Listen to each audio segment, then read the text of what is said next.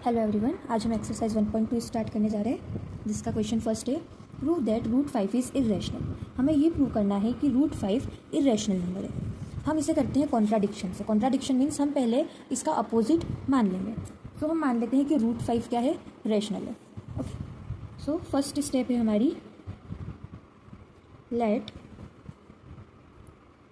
Root 5 is a rational number. Okay, हमने मान लिया है कि रूट 5 क्या है, एक रैशनल नंबर है। नाउ रैशनल नंबर क्या होता है, जिसे हम फ्रैक्शन की फॉर्म में लिख सकते हैं। सो यहाँ से हम लिख सकते हैं कि root 5 equals to A upon B. ये रूट 5 को हम ए अपॉन बी की फॉर्म में लिख सकते हैं, क्योंकि हमने मान लिया कि ये रैशनल नंबर है। अब रैशनल नंबर में ये जो ए और बी होते हैं, ये को प्राइम्स होते हैं।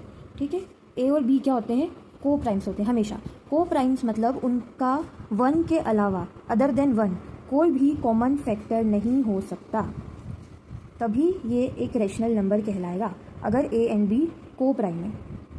ओके, को प्राइम मीन्स ए और बी का कोई भी फैक्टर कॉमन नहीं होगा अदर देन 1।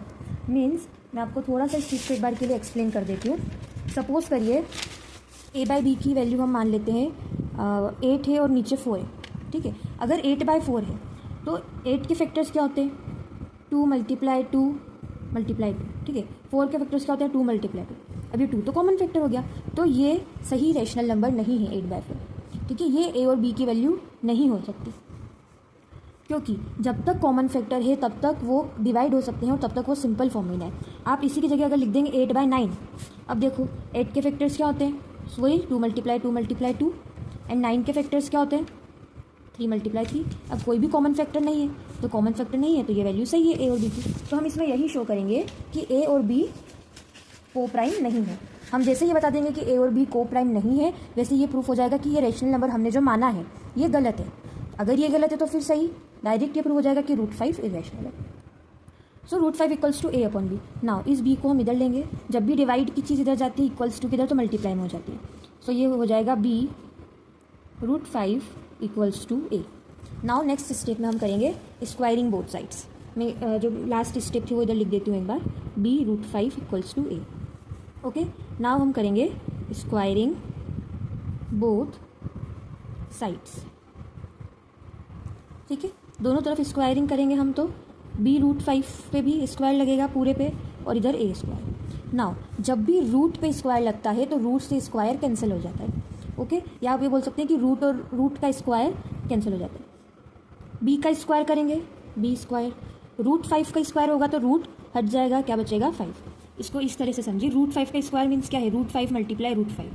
तो जब भी 2 रूट मल्टीप्लाई होते हैं रूट हट जाता है और उस डिजिट को हम एक बार लिखते हैं। ठीक है, रूट का मल्टीप्लाई ऐसे होता है, इसलिए रूट 5 के स्क्वायर को हमने क्या करा, रूट और रूट मल्टीप्लाई होकर ओनली 5 आ गया, इक्वल्स टू में ए स्क्वायर। तो यहाँ से हमें पता चल रहा है, एक और स्टेप कर लेते हैं, इसमें थोड़ा सा ईजी हो जाएगा, b square equals to a square upon 5। ठीक है, तो यहाँ से हमें क्या पता चल रहा है कि 5 डिवाइड कर रहा है ए को। ठीक है, 5 डिवाइड्स ए स्क्वायर। यहाँ पे 5 किसको डिवाइड कर रहा है, ए स्क्वायर को। अगर ए स्क्वायर को डिवाइड कर रहा है तो ए को भी करेगा। एक थ्योरम होती है जिससे ये प्रूव होता है कि अगर कोई नंबर ए स्क्वायर को कर रहा है तो ए को भी करेगा। तो अगर 5 डिवाइड कर रहा है ए स्क्वायर को, तो वो ए को भी डिवाइड करेगा।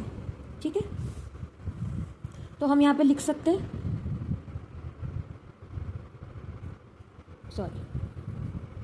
ए upon 5।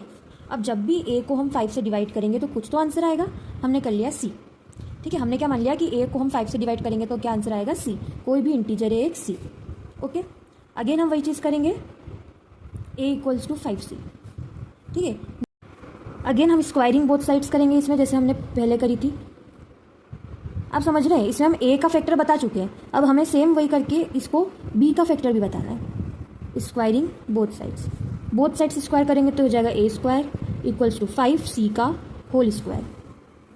A square as it is, 5 का स्क्वायर 25 and c square. All right, a square की वैल्यू हमारे पास है बी स्क्वायर 5। ए स्क्वायर की वैल्यू क्या है हमारे पास, बी स्क्वायर 5। तो हम यहाँ पे ए स्क्वायर की वैल्यू पुट कर देंगे बी स्क्वायर 5। अब जब आप ये वैल्यू पुट करेंगे तो यहाँ ब्रैकेट में हम लिख देंगे A square equals to B square 5 equal किसके है, 25 सी स्क्वायर के। अब ये 5 है, इधर 25 है, ये 25 इस 5 से कैंसिल हो जाएगा, या फिर ऐसे करिए बी स्क्वायर इक्वल्स टू 25, ये 5 मल्टीप्लाई में इधर आके डिवाइड में हो जाएगा सी स्क्वायर। नाउ 5 25 कैंसिल हो जाएंगे, 5 1 ज़ा 5, 5 5 ज़ा 25, ठीक है। अब इस 5 को हम ले आएंगे इसके अपॉन में, ठीक है। यहाँ से क्या आ गया कि 5 किसको डिवाइड कर रहा है, बी स्क्वायर को। ऊपर हमने ए स्क्वायर का बता दिया और यहाँ पे हमारा बी स्क्वायर भी आ गया कि 5 डिवाइड्स बी स्क्वायर। सेम अगर बी स्क्वायर को कर रहा है तो बी को भी करेगा, 5 डिवाइड्स बी। यहाँ हमने जो लिखा था 5 डिवाइड्स ए, इसको हम ले लेंगे इक्वेशन 1, और 5 डिवाइड्स बी इसको हम ले लेंगे equation 2। Now by 1 and 2, equation 1 और 2 से हम ये बोल सकते हैं कि 5 दोनों को डिवाइड कर रहा है ना, ए को भी कर रहा है और बी को भी कर रहा है। So 5 divides both a and b. और अगर 5 दोनों को डिवाइड कर रहा है, इसका मीन्स क्या हुआ कि 5 दोनों का फैक्टर है। सो यहाँ से हम क्या बोल सकते हैं कि 5 is a factor of both a and b. यहाँ से हम बोल सकते हैं कि 5 ए एंड बी दोनों का फैक्टर है। अब अगर कोई एक कॉमन फैक्टर निकल गया है दोनों नंबर का, तो ये दोनों नंबर को प्राइम नहीं हो सकते, जो हमने स्टार्टिंग में माना था कि ये दोनों क्या है, को प्राइम।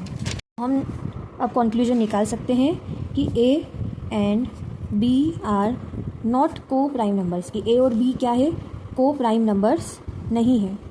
अब अगर ए और बी को प्राइम नंबर है ही नहीं, मीन्स हमने जो एज्यूम किया था वो क्या था, गलत। So hence our assumption is wrong, हमने जो एज्यूम किया था स्टार्टिंग में वो गलत था। देयरफॉर इसलिए हम बोल सकते हैं कि रूट 5 इज क्या है, रूट 5 इर्रेशनल नंबर। तो यहाँ से प्रूव हो गया कि रूट 5 क्या है, इर्रेशनल नंबर।